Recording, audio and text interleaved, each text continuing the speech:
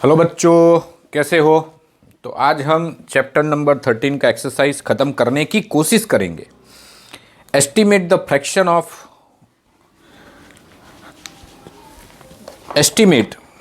Fraction of molecular volume to the actual volume occupied by oxygen gas at STP.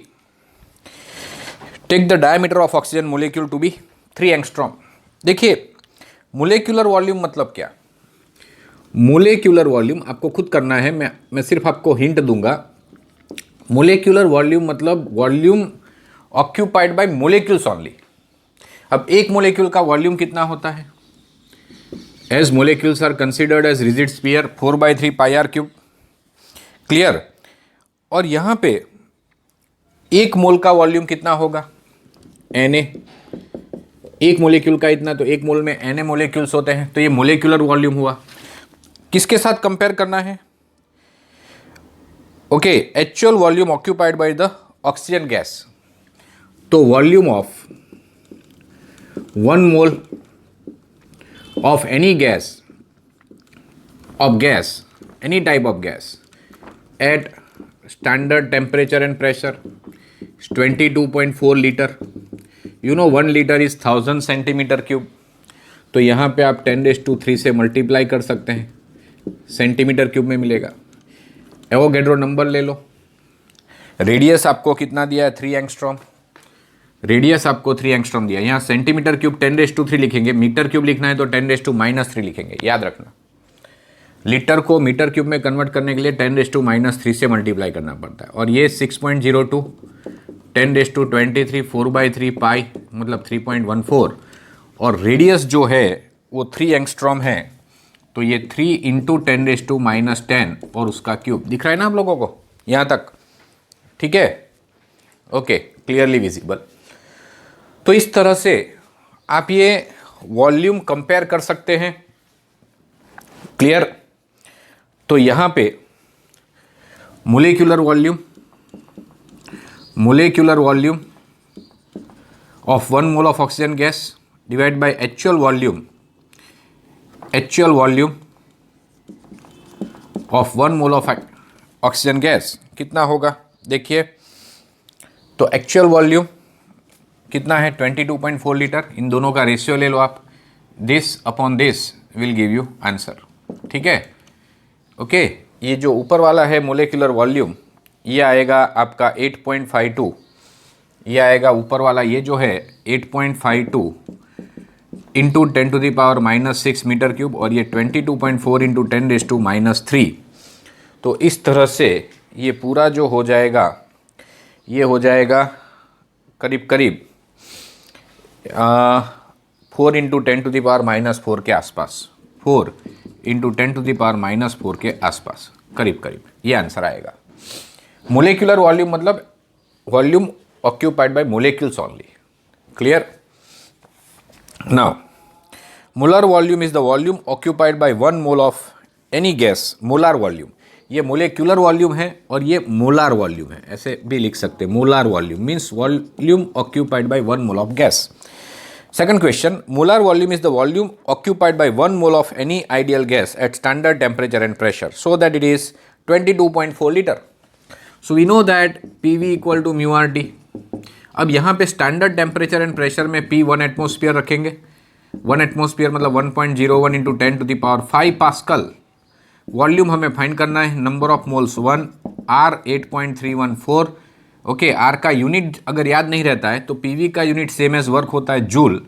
ये मोल है, joule पर मोल kelvin, ये are की value. And standard temperature जो है वो 0 डिग्री सेल्सियस लेना है। 0 डिग्री सेल्सियस मतलब 273 केल्विन, 273 केल्विन।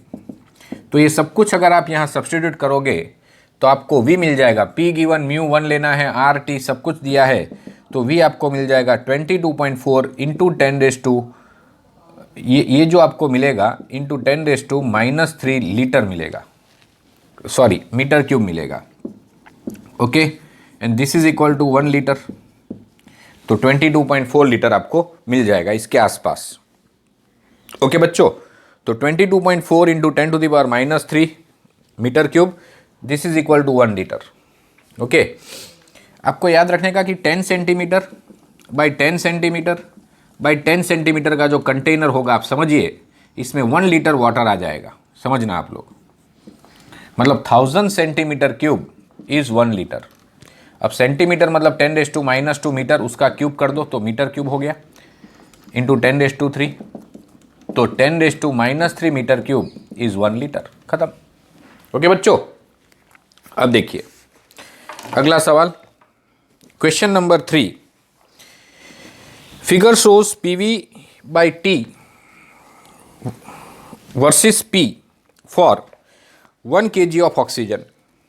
देखिए ये जो ग्राफ है वो PV by T versus P का ग्राफ है, ठीक है, for 10⁻³ kg of oxygen at 2 different temperatures.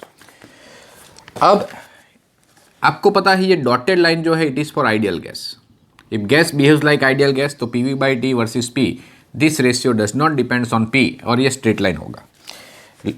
And we know that at high temperature and low pressure gas behaves like an ideal gas. At high temperature and low pressure gas behaves like an ideal gas, क्योंकि at high temperature and low pressure molecule के बीच interaction बहुत ही कम होगा। Molecule एक दूसरे के साथ बिना भटकाए मोशन कर सकते हैं, ऐसा हम एज्यूम कर सकते हैं, ऐसा हम एज्यूम कर सकते हैं। इसलिए दिख रहा है ना आप लोगों को, यस, चेक करने जाना पड़ता है बार बार। ये T1 है और ये T2 है, ठीक है, ओके। तो सबसे पहला सवाल ये है कि what does the dotted plot signify. तो उसका आंसर आप क्या लिखोगे? The dotted plot is a constant quantity, PV by T, it is a constant quantity. So for a given amount of gas, it remains constant. Mu r is a constant independent of pressure. This signifies the gas ideal gas behavior. This signifies, dotted line signifies ideal gas behavior. Okay. दूसरा सवाल जो है, which is true, T1 greater than T2 और T1 less than T2। मैंने बताया अभी कि at high temperature gas behaves like ideal gas. So this line is close to dotted line. So T1 is greater than T2. T1 is greater than T2, right? What is the value of PV by T where the curve meets on y-axis? PV by T की value क्या होगी? तो PV by T की value होगी mu R. Yes और no? PV by T की value क्या होगी? Mu R. तो PV by T is mu R. अब मोल कैसे फाइंड करेंगे? Total mass upon molar mass. अब टोटल मास आपको ऑक्सीजन का दिया हुआ है 10⁻³ किलोग्राम, और जो मोलर मास है वो 32 ग्राम पर मोल इंटू 10⁻³ होगा। आर है वो 8.314 हो जाएगा, और ये आप कैलकुलेट कर सकते हैं PV बाई टी। तो ये जो वैल्यू आपको मिलेगा वो होगा 0.26, और इसका यूनिट जूल, इसका केल्विन, तो यूनिट हो जाएगा joule per kelvin. Okay, last क्या है? If we obtain similar plot for 10⁻³ kg of hydrogen, would we get the same value of PV by T? No, you will not get same value of PV by T for hydrogen, because molar mass ये oxygen का है, hydrogen होगा तो hydrogen का डालना पड़ेगा, hydrogen का डालना पड़ेगा। कितना हाइड्रोजन का मोलर मास आपको दिया हुआ है? इट इज 2.02 ग्राम पर मोल। यू मतलब क्या? ग्राम पर मोल, ये याद रखना, एटॉमिक मास यूनिट है। अब देखिए, तो अगर हाइड्रोजन होगा तो PV बाई टी की वैल्यू ऑक्सीजन से तो नेचुरली अलग होगी, क्योंकि हाइड्रोजन का मोलर मास अलग होगा, हाइड्रोजन का मोलर मास अलग होगा। तो देखिए बच्चों, if not, what mass of hydrogen it's the same value of PV by T? हाँ, वो फाइंड कर सकते हैं। What mass of hydrogen would have same value of PV by T? PV by T की वैल्यू क्या है? 0.26। आपको mass of hydrogen find करना है, ये मोलर मास ऑफ हाइड्रोजन, ये मास ऑफ हाइड्रोजन फाइंड करना है। तो ये मास आपको दिया गया है, कितना दिया गया है? 0.26 इंटू ये 2.02 ग्राम पर mole, okay, divide by, sorry, mH find करना है। ये ऊपर R इज 8.314, R को नीचे ले जाओ, और ये जो भी मास आता है, क्लियर और नॉट, ये ग्राम में लिख देने का, mH, क्लियर। तो कितना ग्राम चाहिए? कितना ग्राम चाहिए? इट विल बी 6.32, जो मेरे पास आंसर अवेलेबल है, into 10⁻⁶ 6.32 into 10 to the power minus 2, not minus 3, minus 2 gram. Clear? So this is the answer. PV by D oxygen के लिए म्यू आर, ऑक्सीजन का मोलर मास हाइड्रोजन का molar mass different है, मतलब same mass का आपने hydrogen लिया तो as M O is different, PV by D की वैल्यू अलग होगी। अगर सेम पीवी बाई डी की वैल्यू चाहिए तो मास ऑफ हाइड्रोजन कितना होना चाहिए, उससे आपको यहाँ से मिल जाएगा, सिंपल। चलिए बच्चों, अगला सवाल, question number 13.4, question number 13.4, fourth number का क्वेश्चन ऑफ एक्सरसाइज। बच्चों आसान है, देखिए क्या लिखा है। N oxygen cylinder of volume 30 litres has an initial Gauss pressure. Oxygen cylinder का वॉल्यूम 30 लीटर है। लीटर को अगर मीटर क्यूब में कन्वर्ट करना है तो वो भी कर देने का, जरूरत पड़ी तो यूज करेंगे।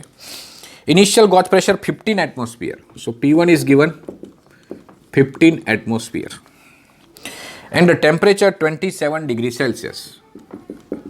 ये 1.01 into 10⁵ pascal. Temperature is 27 degree Celsius, 273 add करोगे 300 केल्विन हो जाएगा। अब आगे क्या लिखा है, after some oxygen is withdrawn from the cylinder will volume change. अगर ये सिलेंडर है उसमें से कुछ ऑक्सीजन बाहर निकल गया तो volume of oxygen will not change, because volume of cylinder is volume of gas. Gas withdraw हो गया तो मोल कम हो जाएंगे, मास ऑफ ऑक्सीजन कम हो जाएगा, लेकिन volume is not going to change. Gas pressure drops to 11 atmosphere, okay, and temperature drops to 17 degree Celsius, मतलब 290 kelvin. Estimate the mass of oxygen taken out of the cylinder. देखिए PV equal to mu R T, PV equal to m by m0 RT। तो मास की जो formula है वो PV m0 by RT हो जाएगा।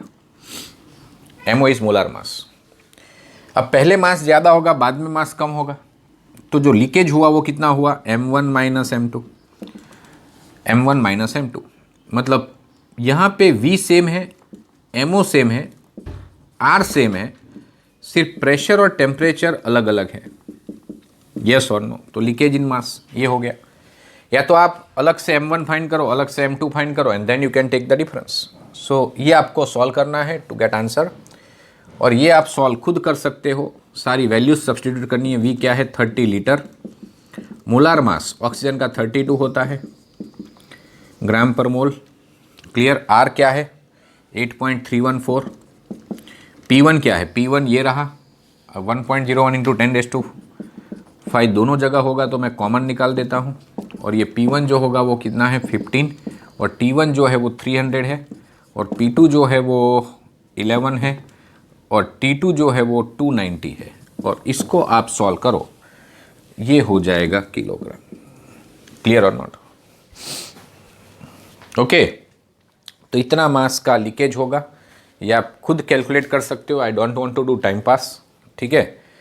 तो ये कैलकुलेशन अगर आप करोगे तो ये डिफरेंस आपको 131 ग्राम मिलना चाहिए, नियर अबाउट 131 ग्राम, ओके। ग्राम में 131, हमने सारे डेटा जो है वो MKS में लिए हैं, तो ये आपको इंटू 10⁻³ किलोग्राम मिलेगा, तो 131 ग्राम आपको मिल जाएगा, ठीक है बच्चों। तो this you can calculate your self.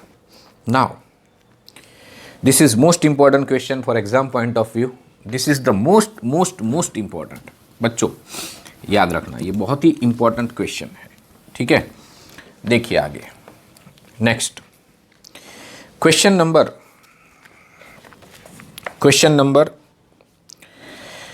13.5।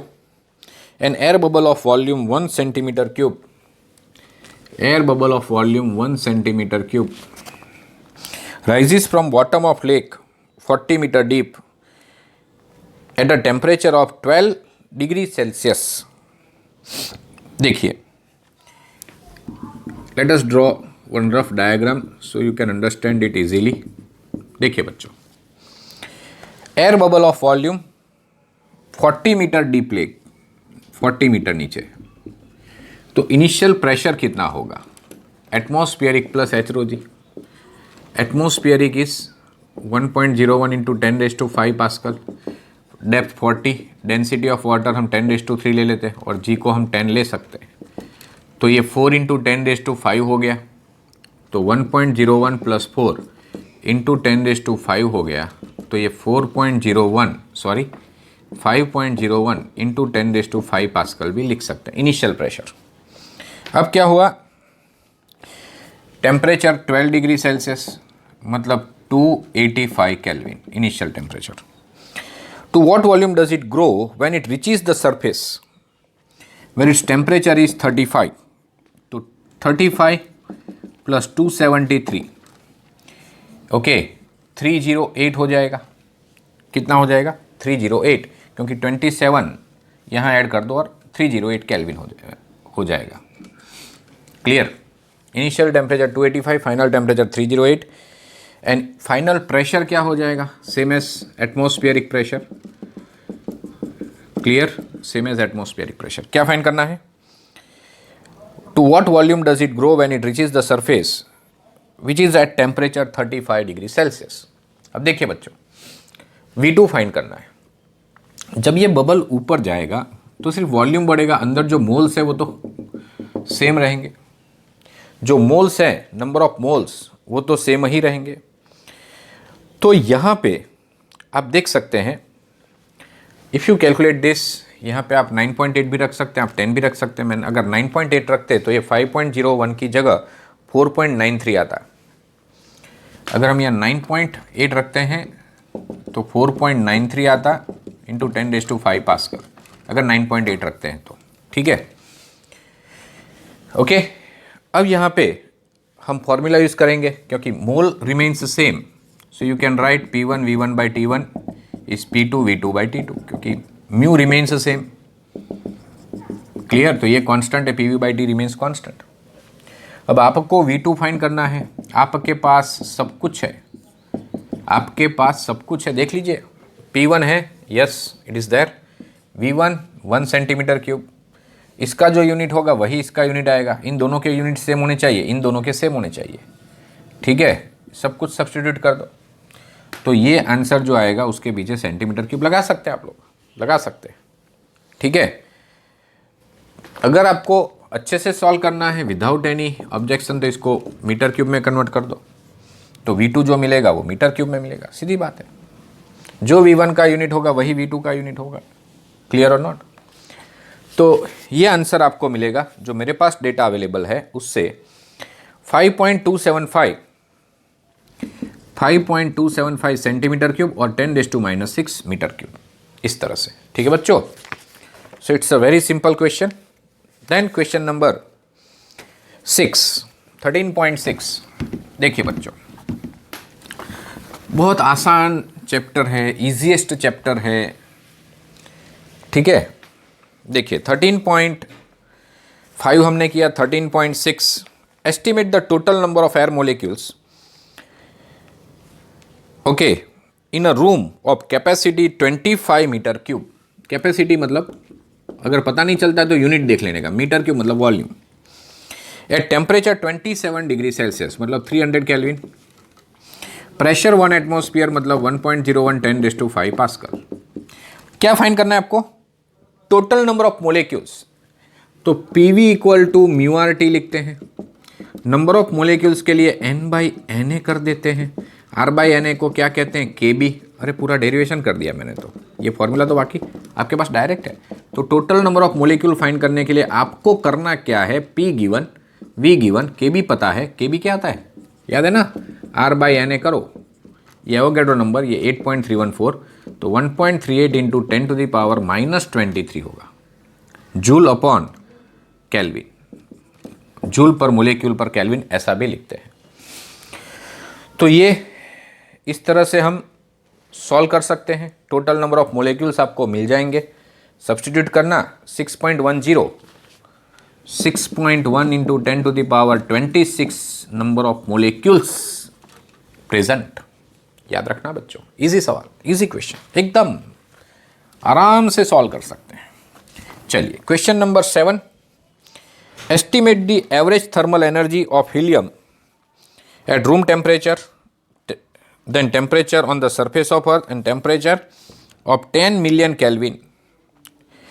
तो estimate average thermal energy of helium atom, तो बेटा थर्मल एनर्जी जो होता है 3/2 kT, thermal energy helium 3/2 kT, बस अलग अलग टेम्परेचर डाल दो, 3 टेम्परेचर दिए तो आंसर 3 होंगे।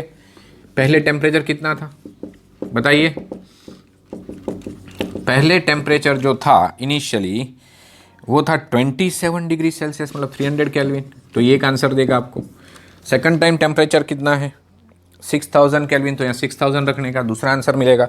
और तीसरा जो टेम्परेचर है वो 10 मिलियन, मिलियन मतलब 10⁶, तो 10 × 10⁶ रखने का, तो आपको तीसरा आंसर मिल जाएगा। ठीक है बच्चों, चलिए तो ये भी आप खुद कर सकते हो, करना कुछ नहीं है। थर्मल एनर्जी मतलब 3/2 kT, इसमें सिर्फ अलग अलग टेम्परेचर, अलग अलग थर्मल एनर्जी। 3 केस दिए हैं आपको, at room temperature, then at 6000 kelvin and then at 10 million kelvin. बच्चों क्वेश्चन है, आप खुद कर सकते हैं।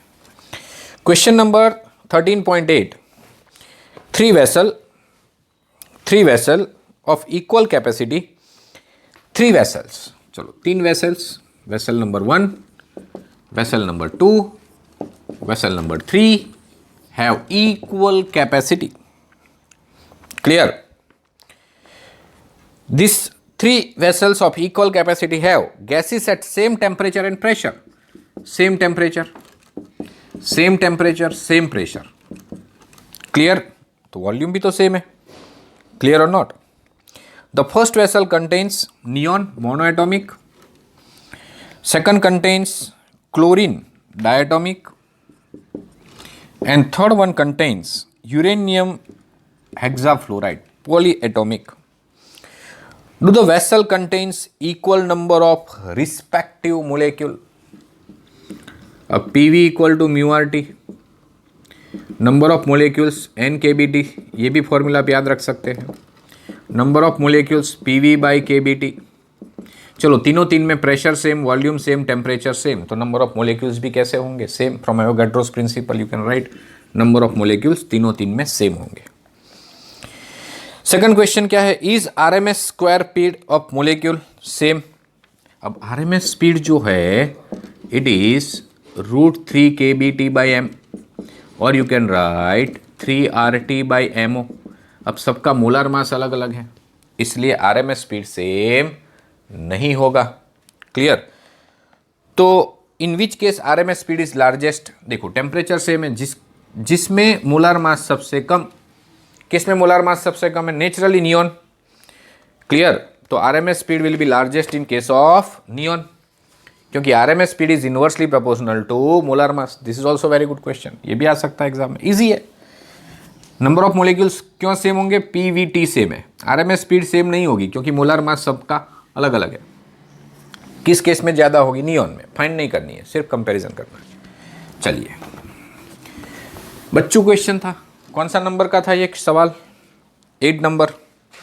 नाउ 9 and 10, ठीक है, 9 and 10 एडिशनल एक्सरसाइज में हम एक ही क्वेश्चन सॉल्व करेंगे। 13.11, 13.12 जो ग्राम्स लॉ पे है, जो आपको वैसे तो फॉर्मूला दिया हुआ आप डायरेक्ट कर सकते हैं। 13, 14 हमारे काम का नहीं है, उसको हम छोड़ देंगे। ठीक है, चलिए question number 10, estimate the mean free path, 9, at what temperature is the RMS speed of an atom in argon gas cylinder is equal to RMS speed of helium gas at -20? देखिए तो RMS स्पीड आर्गन का and RMS speed helium का कैसा होना चाहिए? Same होना चाहिए। Yes और नो? अब RMS speed is 3 kT/m, molar और यहाँ पे RT लिखते हैं तो मोलर मास ऑफ आर्गन भी लिख सकते हैं। एंड RMS स्पीड के लिए 3R, T of helium, temperature of helium, molar mass of helium, क्योंकि RMS स्पीड सेम चाहिए। टेम्परेचर किसका दिया हुआ? हीलियम गैस का -20 डिग्री सेल्सियस दिया गया। 3R get cancel, taking square on both the sides, taking square on both the sides. Temperature of helium आपको दिया गया है, मोलर मास भी आपको दिया गया है, केल्विन में कन्वर्ट कर देना इसको टेम्परेचर को, तो टेम्परेचर ऑफ आर्गन आपको मिल जाएगा। Molar mass of argon is given, molar mass of helium is given, temperature of argon find करना है, ये -20 है मतलब 253 केल्विन लेंगे। मोलर मास ऑफ आर्गन जो है वो 39.9 ग्राम पर मोल है एंड हीलियम का जो है वो 4 ग्राम पर मोल है। जस्ट कैलकुलेट, ये नियर अबाउट 10 होगा मतलब ये 2530 केल्विन होगा, 2530 केल्विन के आसपास। It is 2523.7 kelvin. Oh easy दिख रहा है ना आप लोगों को कि गड़बड़ चल रही है? दिख तो रहा है, कर सकते हैं। बच्चों क्वेश्चन है बच्चों, इजी है एकदम। नाउ अगला सवाल क्या है देखिए, estimate mean free path and collision frequency of nitrogen molecule in cylinder containing nitrogen at 2 atmospheric pressure, temperature 17 degrees Celsius. Take the radius of nitrogen to be 1 angstrom. Compare the collision time with time the molecule moves freely between two successive collisions. Molar mass is given, molar mass of nitrogen is given 28 ग्राम पर मोल। ठीक है, देखिए बच्चों, estimate mean free path. क्या था mean free path बताइए? 1/√2 n πd²। देखिए formula mean free path का आपको दिया हुआ है 1/√2 n πd²। ओके, हमने ये डिराइव किया था। Clear? Equation number 13.40, N is number of molecules per unit volume. और अगर याद हो तो मैंने आपको ये फॉर्मूला भी लिखवाया था P/kT, और ये फॉर्मूला भी आपने लिखा हुआ है। क्लियर? बिकॉज P = n/kBt हुआ करता था। अब मीन फ्री पाथ आपको यहाँ से मिल जाएगा। kB पता है, टेम्परेचर पता है, प्रेशर पता है, पाई डायमीटर भी पता है, रेडियस है तो डायमीटर उसका डबल हो जाएगा। क्लियर और नॉट क्लियर? तो यहाँ से आपको मीन फ्री पाथ आपको मिल जाएगा। क्लियर? अगर आप सब कुछ सब्स्टिट्यूट करोगे, जैसे kB 1.38, 10⁻⁻23, temperature 290 kelvin, √2 pressure 2 atmosphere को आपको पास्कल में कन्वर्ट करना है, और डायमीटर 2 × 10⁻10 उसका स्क्वायर मतलब 4 × 10⁻20 हो जाएगा। क्लियर और not? Pressure is also given 2 atmosphere, तो 2 × दिस 1.01। तो इस तरह से, और कभी कभी 1.013 भी लिखते हैं, 1.013 ये भी लिखते हैं। ठीक है, तो यहाँ से आपको मीन फ्री पाथ मिल जाएगा। अब कोलिजन फ्रीक्वेंसी किसे कहते हैं तो ध्यान से देखना। अब एवरेज स्पीड चाहिए, पर एवरेज स्पीड की हमारे पास कोई फॉर्मूला नहीं है, जनरली हम RMS स्पीड ही यूज़ करते हैं। देखिए बच्चों, जो हमने लास्ट टाइम डिराइव किया था उसमें हमने कुछ ये एक इक्वेशन डिराइव किया था, मैं आपको बता देता हूँ कि average distance between two successive collision called free path, और जो टाउ है टाउ वो क्या था? Time between two successive collision. मतलब ये टाइम जो है okay between two successive collision which is n/d² average of v, ऐसा लिखते थे। इतने टाइम में क्या लिखते हैं? एक कोलिजन होता है बिटवीन टू सक्सेसिव कोलिजन, मतलब एक, फिर वहाँ से वापस दूसरा, ऐसा। तो ये time between two successive collision मतलब इतने टाइम इंटरवल में यहाँ से भटका के तो निकल गया, फिर यहाँ भटकाएगा, फिर इतना टाइम होगा तो फिर से यहाँ भटकाएगा। मतलब इतने टाइम में एक ही कोलिजन होता है, तो 1 सेकंड में कितने कोलिजन होते हैं? इसे कहते हैं कोलिजन फ्रीक्वेंसी। इसे कहते हैं कोलिजन फ्रीक्वेंसी। तो this divide by this n/d² average of v हो जाएगा। क्लियर? एवरेज ऑफ v हो जाएगा। पर यहाँ पे आप देखिए, ये n/d² ओरिजिनली क्या था? मीन फ्री पाथ का इनवर्स था। उसके बाद हमने रूट लगाया था, याद कीजिए। रूट तो हमने मोर प्रिसाइज कैलकुलेशन से लगाया था। मतलब आपको याद क्या रखना है? Collision frequencies average upon L। अब L कौन सा यूज़ करेंगे? ये वाला नहीं, ओरिजिनल वैल्यू जो मिलता है वही यूज़ करेंगे। तो आप याद रखना, कोलिजन फ्रीक्वेंसी जो है वो हम कैलकुलेट करेंगे Vrms/L से ही। किससे कैलकुलेट करेंगे? क्योंकि एवरेज स्पीड की कोई फॉर्मूला है नहीं, हम Vrms फाइंड करेंगे divide by L। L is mean free path, ये याद रखना। तो collision frequency is VRMS by L। How to find VRMS?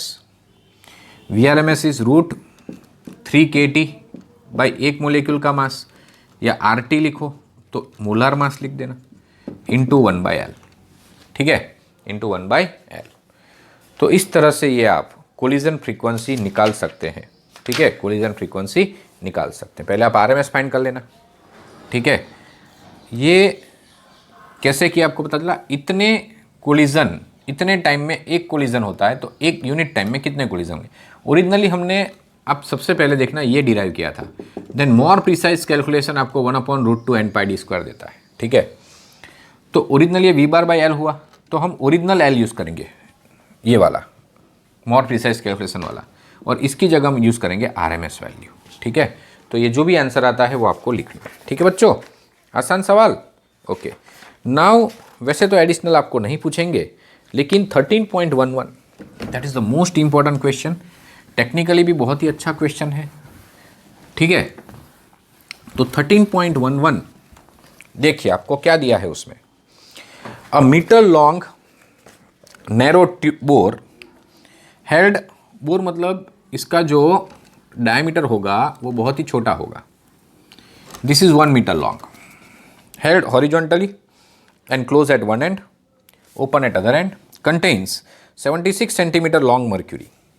It contains 76 centimeter long mercury, ठीक है। चलिए, which traps 15 centimeter, 15 सेंटीमीटर का क्या ट्रैप हुआ बताइए, एयर। अब 76 ये, 15 ये, तो ये कितना होगा 9 सेंटीमीटर, क्योंकि 1 मीटर लॉन्ग है, ठीक है। ये मर्क्यूरी है। अब देखिए हॉरिजॉन्टल पाइप है, अब ये यहाँ पे स्टेडी है, मतलब जितना प्रेशर यहाँ होगा उतना ही प्रेशर यहाँ होगा। तो यहाँ जो P1 होगा वो 1 एटमॉस्फेरिक प्रेशर हम लिखेंगे, क्योंकि जो प्रेशर यहाँ होगा वही प्रेशर यहाँ होगा। 1 एटमॉस्फेरिक प्रेशर मतलब 76 सेंटीमीटर मर्क्यूरी, यस और no. Pressure exerted by 76 centimetre mercury which is equal to 1 atmosphere. और वॉल्यूम क्या है? Volume is cross sectional area. If you imagine cross sectional area given 1 centimetre cube के, ऐसा कुछ दिया है, नॉट गिवन, तो जो भी क्रॉस सेक्शनल एरिया होगा इंटू 15 सेंटीमीटर कर देंगे, यस और no, centimetre cube. This is number first case. अब देखिए अब क्या हुआ, What happens if the tube is held vertical with open end bottom? Open end bottom पे ले लिया, what will happen if tube is made vertical?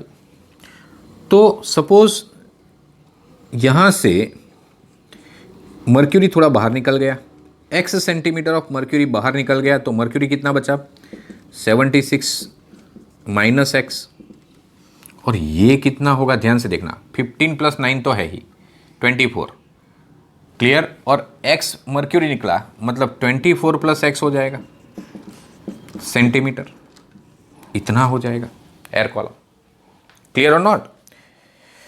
अब मुझे बताइए कि अब मर्क्यूरी स्टेडी हो गया, मतलब यहाँ पे जो प्रेशर होगा, क्लियर, नेट प्रेशर, यहाँ का जो प्रेशर होगा कितना होगा प्रेशर, यहाँ जो प्रेशर होगा दैट इज 24 + x,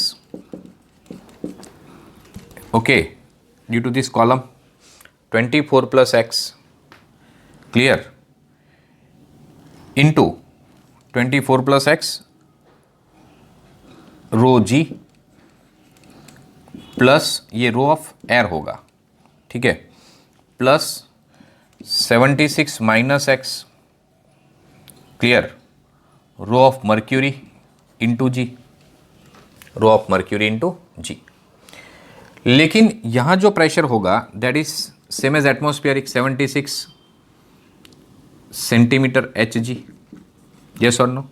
और ये होगा 24 + x density of air into g, और ये होगा 76 माइनस x सेंटीमीटर Hg, ऐसा भी लिख सकते हैं, क्लियर और नॉट। अब देखिए 76 सेंटीमीटर Hg, 76 सेंटीमीटर Hg दोनों साइड से क्या हो जाएगा, कट हो जाएगा, मतलब यहाँ जो फाइनल प्रेशर है P2, मैं यहाँ पे P2 लिख देता हूँ इसकी जगह। यहाँ जो फाइनल प्रेशर होगा P2, ये एटमॉस्फेरिक प्रेशर, तो P2 जो हमें मिलेगा वो P2 क्या मिलेगा देख लीजिए आप, P2 क्या मिलेगा, x सेंटीमीटर एच जी मिलेगा। देखिए आप ध्यान से देखिए, कोई जल्दी नहीं है। देखिए फिर से x सेंटीमीटर मर्क्यूरी बाहर निकल गया, यस। एयर कॉलम कितना हो गया 24 + x का, मतलब यहाँ जो अंदर प्रेशर है वो P2 है और इसके कारण जो प्रेशर लगेगा वो h rho g जितना लगेगा और यहाँ जो प्रेशर होगा वो तो एटमॉस्फेरिक। अब सब कुछ स्टेडी, मतलब यहाँ का प्रेशर जो होगा वो दिस प्लस दिस होगा, यस और नो। यहाँ नेट प्रेशर, अब यहाँ प्रेशर कितना होगा, सेम एज एटमॉस्फेरिक, तो यहाँ जो प्रेशर है वो एटमॉस्फेरिक प्रेशर है 76 सेंटीमीटर एच जी है, which is equal to this pressure P2 plus this pressure, मतलब 76 minus x centimetre H G. मतलब यहाँ से आपको P2 क्या मिलेगा, 76 सेंटीमीटर एच जी दोनों साइड से कट हो जाएगा, माइनस x इधर आएगा तो प्लस हो जाएगा, तो ये P2 हो गया, यस और नो। वॉल्यूम कितना होगा 24 + x into cross sectional area, yes और नो। तो if you assume that temperature remains same, अब यहाँ जितना मोल एयर का पहले था उतना ही मोल रहेगा, क्योंकि नया एयर तो एंटर होने वाला है नहीं। ये जब डिस्प्लेस होगा ना तो वो वैक्यूम ही क्रिएट होगा, तो एयर एक्सपांड होगा सिर्फ। मतलब हम यहाँ पे लिख सकते हैं कि P1 V1 by T1 is P2 V2 by T2, क्योंकि mole remains same. Assuming temperature की कोई इन्फॉर्मेशन नहीं दी है तो टेम्परेचर भी सेम एज्यूम करना ही पड़ेगा। Late T1 = T2। अब आपको फाइंड क्या करना है, देखिए क्या फाइंड करना है इसमें कि what happens if the tube is held vertical with open and at bottom, मतलब कितना मर्क्यूरी बाहर निकलेगा वो हमें फाइंड करना है। तो P1 क्या है 76 सेंटीमीटर एच जी, V1 क्या है V1 A × 15, P2 क्या है x सेंटीमीटर एच जी, V2 क्या है 24 + x × A। अब A क्या हो गया बोलिए कट, तो ये 24x और x² होगा और ये 76 × 15 उधर चला जाएगा, माइनस हो जाएगा। तो ये आपका ऑल एंड ऑल ये इक्वेशन हो जाएगा 1140। अब ये क्वाड्रेटिक इक्वेशन आपने 10th में ऐसे बहुत सॉल्व किए हैं, आप खुद सॉल्व कर सकते हैं, ठीक है। मेरी मानो तो आपको करना क्या होगा पता है, मैं कैसे सॉल्व कर देता हूँ फटाफट। 1140, अब इसको परफेक्ट स्क्वायर बनाएंगे तो 144 ऐड करेंगे, तो यहाँ भी 144 ऐड कर दो, तो ये क्या हो गया x + 12 होल स्क्वायर हो गया, और ये जो भी है 4 8 2 1 1284। अब दोनों साइड स्क्वायर ले लो, स्क्वायर रूट ले लो, तो इसका स्क्वायर रूट जो भी है वो यहाँ डाल देना, प्लस माइनस होता है वैसे तो this -12 that is the value of x। अब ये प्लस भी होगा माइनस भी होगा, पर माइनस इसलिए नहीं लेंगे क्योंकि x नेगेटिव आ जाएगा। क्वाड्रेटिक से सॉल्व करोगे तो x की 2 वैल्यूज़ मिलेगी, पर जो नेगेटिव मिलेगी वो सही, वो पॉसिबल नहीं है, क्योंकि मर्क्यूरी अंदर तो जाएगा नहीं, बाहर ही निकलेगा। तो ये 23.8 सेंटीमीटर के आसपास कुछ आएगा, इतना मर्क्यूरी बाहर निकल जाएगा। Clear, 23.8 centimetre of mercury will flow out. Easy, देखिए बच्चों बहुत आसान है। पहले ट्यूब हॉरिजॉन्टल था, तो यहाँ जो प्रेशर होगा वो यहाँ होगा, तो यहाँ प्रेशर कितना लेंगे 1 एटमॉस्फेयर 76 सेंटीमीटर एच जी। वॉल्यूम कितना होगा cross sectional area into length. चलिए ट्यूब मेड वर्टिकल, तो मर्क्यूरी थोड़ा थोड़ा निकलते निकलते यहाँ पे रुक गया, ओके। मतलब यहाँ पे जो प्रेशर होगा वो this pressure plus this pressure P2 plus this, पर यहाँ प्रेशर क्योंकि ओपन टू एटमॉस्फेयर है तो यहाँ प्रेशर होगा एटमॉस्फेरिक प्रेशर जितना, इसलिए मैंने वहाँ लिखा 76 centimetre H G is equal to P2 plus this. अब ये इधर ले आए तो ये x centimetre H G, P2 is equal to x centimetre H G. Clear और नॉट, बात समझ में आ रही है कि नहीं आ रही। देखिए पहले दोनों साइड प्रेशर एटमॉस्फेरिक था, लेकिन जब वर्टिकल कर दिया तो x सेंटीमीटर ऑफ मर्क्यूरी बाहर निकल गया, बराबर है। मतलब दोनों साइड यहाँ जो होगा वो x सेंटीमीटर, प्रेशर जो होगा वो x सेंटीमीटर मर्क्यूरी जितना हो जाएगा। क्लियर और नॉट, तो वैसे भी आप याद रख सकते हैं। V2 आपको मिल गया, फॉर्मूला डाल दिया, क्वाड्रेटिक इक्वेशन सॉल्व किया, x मिल गया।